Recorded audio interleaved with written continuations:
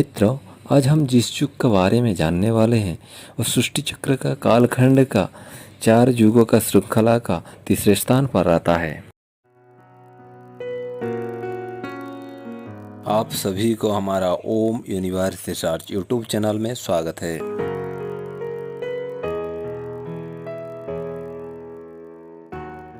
आइए द्वापर युग के बारे में विस्तार से बात करेंगे। मित्रों, त्रेता युग की कालखंड समाप्त होने के बाद द्वापर युग का आगमन होता है और द्वापर युग की आयु समय सीमा 8,64,000 वर्ष रहता है। और इस युग में धर्म की 4 स्तंभ में से 2 स्तंभ सत्योदया का नाश होकर केवल दान शौच आदि 2 स्तंभ ही रह जाते हैं। और 2 चरण में धर्म यानी पूर्ण और 2 चरण में पाप रहने के कारण मनुष्य की आयु 10,000 वर्ष में से 1 कम होके केवल 1000 साल ही रह जाते हैं। और मनुष्य की कद लंबाई 21 फीट में से घटकर केवल 11 फीट ही रह जाते हैं। द्वापर युग का अंतिम समय में राजा कंस का अत्याचार और पाप से त्रस्त धरती कंपने लगा था। इसलिए भगवान विष्णु ने पूर्ण अवतार परतंत्र श्री कृष्ण के रूप में धराधाम में अवतरण किए थे। इस अवतार में भगवान श्री कृष्ण ने ग्वाल बालों के साथ कई प्रकार का बाल्य लीला और बहुत सारा असुरों का वध किए हैं। और श्री कृष्ण जी को मारने के लिए कंस के द्वारा भेजे गए पुतना राक्षसी सक्टासुर, बकासुर, अघासुर, नरकासुर आदि का भगवान श्री कृष्ण ने अपना शिशु और बाल्यावस्था में ही वध कर दिए थे। और फिर कालियादलन और गोवर्धन पर्वत को धारण करके स्वर्ग का राजा इंद्र का घमंड तोड़ना जैसी दिव्य लीला का दर्शन कराए थे। और शेष में कंस जैसी क्रूर और महा अत्याचारी राजा का वध किए थे। कंस का वध करने के बाद उसका ससुर जरासंध ने बदला लेने के लिए मथुरा पर 17 बार आक्रमण किया था। उस दौरान बार बार परास्त होने के बाद जरासंध ने अंतिम बार म्लेच्छ देश यानी अभी का सऊदी अरब से एक कालजवन नामक मुस्लिम राजा को श्री कृष्ण के साथ युद्ध के लिए बुलाया था। देखा जाए तो कालजवन एक ब्राह्मण था, ऋषि का पुत्र था।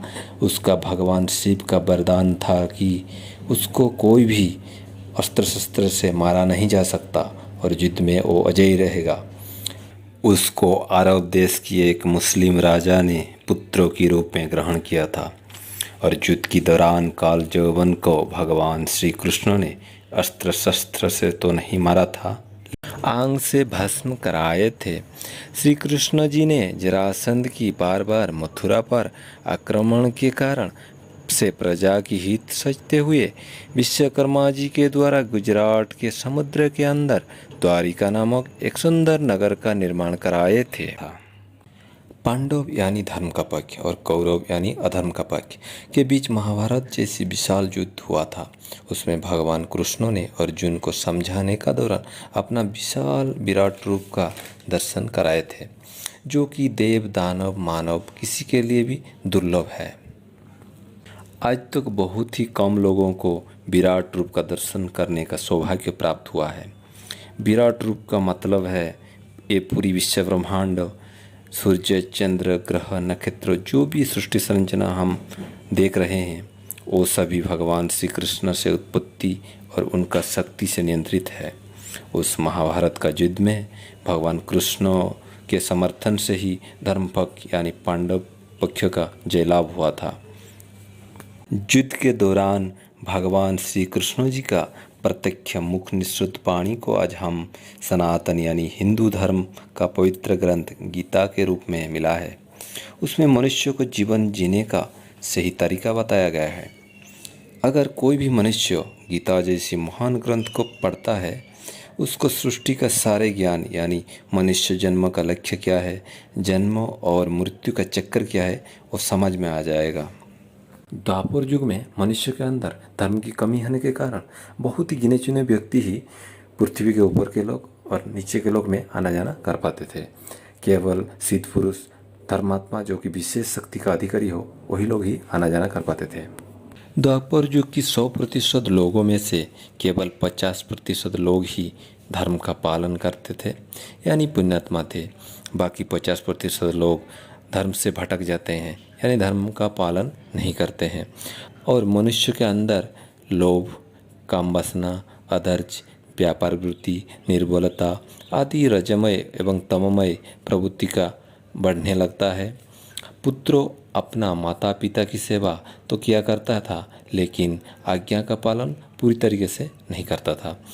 पत्नी अपना पति का आज्ञा का पालन सही तरीके से नहीं करता था।